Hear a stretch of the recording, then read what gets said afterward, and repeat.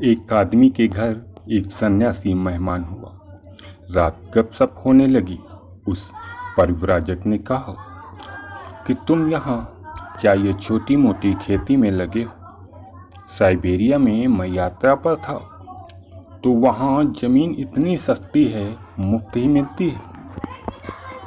तुम यह जमीन छोड़ छाड़ कर बेच बाच कर साइबेरिया चले जाओ, वहाँ हजारों एकड़ जमीन मिल जाएगी। इतनी जमीन में वहाँ करो फसलें और बड़ी उपयोगी जमीन है, और लोग वहाँ के इतने सीधे साधे हैं कि करीब करीब मुफ्त ही जमीन दे देते हैं। उस आदमी को वासना जगी। उसने दूसरे दिन ही सब बेच बाच कर साइबेरिया की राह पकड़ी।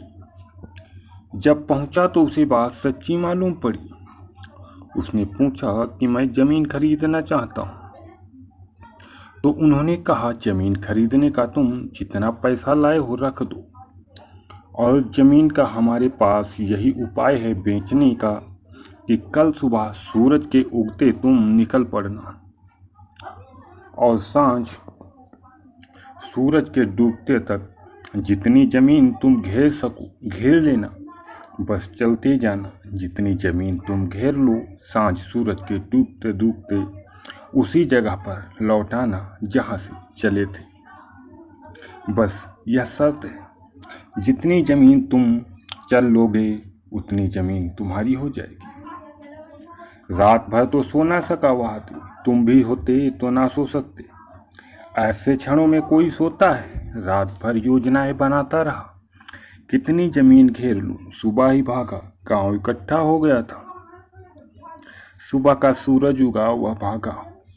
उसने साथ अपनी रोटी भी ले ली थी, पानी का भी इंतजाम कर लिया था।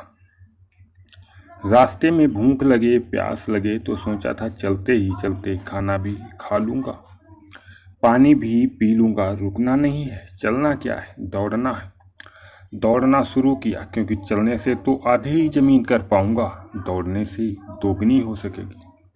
भागा भागा, सोचा था कि ठीक 12 बजे लौट पड़ूंगा ताकि सूरज डूबते डूबते पहुंच जाऊं। 12 बज गए, मीलों चल चुका है, मगर वासना का कोई अंत नहीं।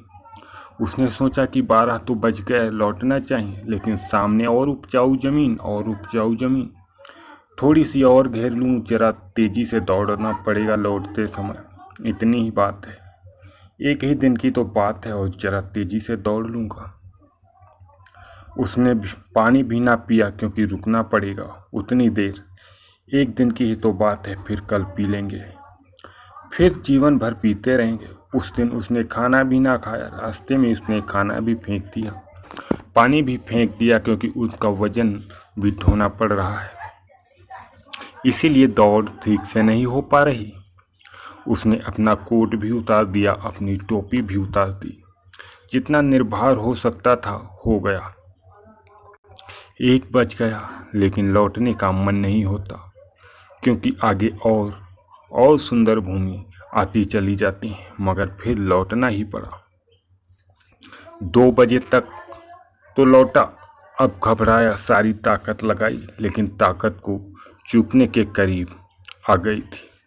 सुबह से दौड़ रहा था, हाँफ रहा था, घबरा रहा था कि पहुंच पाऊंगा सूरज डूबते तक कि नहीं। सारी ताकत लगा दी, पागल होकर दौड़ा, सब दांव पर लगा दिया, और सूरज डूबने लगा। ज्यादा दूरी भी नहीं रह गई। लोग दिखाई पड़े, गांव के लोग खड़े और आवाज दे रहे हैं कि आ जाओ आ जाओ, उत्साह दे रहे हैं, भागे आओ। अजीब सीधे साधे लोग हैं। सोचने लगा मन में, इनको तो सोचना चाहिए कि मैं मर ही जाऊं तो इनको धन भी मिल जाए और जमीन भी ना जाए, मगर वे बड़ा उत्साह दे रहे हैं कि भागे आओ। उसने आखिरी दम लगा दी, भागा भागा भागा। सूरज डूबने लगा, इधर सूरज डूब रहा है, उधर भाग रहा है। सूरज डूबते डूबते बस जाकर गिर पड़ा। कुछ 5-7 गज की दूरी रह गई है, खिसकने लगा। अभी सूरज की आखिरी कोर क्षितिज पर रह गई घिसने लगा, और जब उसका हाथ उस जमीन के टुकड़े पर पहुंचा जहां से भागा था, उस खूंटी पर सूरज डूब गया। वहां सूरज डूबा, यहाँ यह आदमी भी मर गया।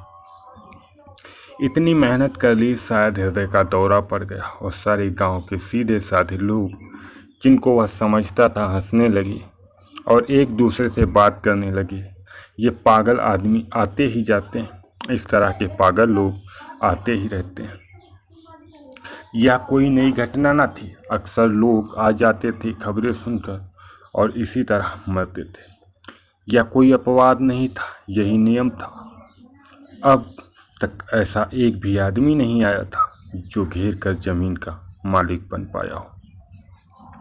यह कहानी तुम्हारी है, तुम्हारी जिंदगी की कहानी है, सबकी जिंदगी की कहानी है। यही तो तुम कर रहे हो, दौड़ रहे हो कि कितनी जमीन घेर लें।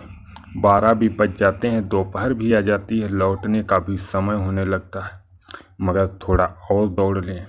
ना भूख की फिक्र है, ना प्यास की फिक्र है, जीने का समय कहाँ है। पहले जमीन घेर लें, पहले तिजोरी भर लें, पहले बैंक में रुपया इकट्ठा हो जाए, फिर जी लेंगे, फिर बाद में जी लेंगे। एक ही दिन का तो मामला है, और कभी कोई नहीं जी पाता। गरीब मर जाते हैं भूखे, अमीर मर जाते हैं भूखे, कभी कोई नहीं जी पाता।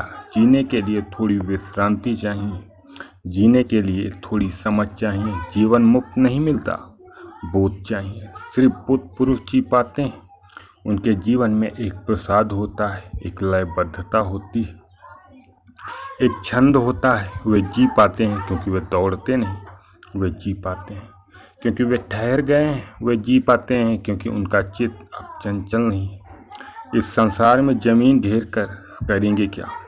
इस संसार का सब यहीं पड़ा रह जाएगा। ना हम कुछ लेकर आते हैं, ना कुछ लेकर जाएंगे। दोस्तों, अगर वीडियो अच्छी लगी हो तो चैनल को सब्सक्राइब जरूर कर देना, साथ ही वीडियो को लाइक करके शेयर कर देना। मिलते हैं आपको एक नई वीडियो, एक नई बोध कथा के साथ। तब तक के लिए नमस्कार।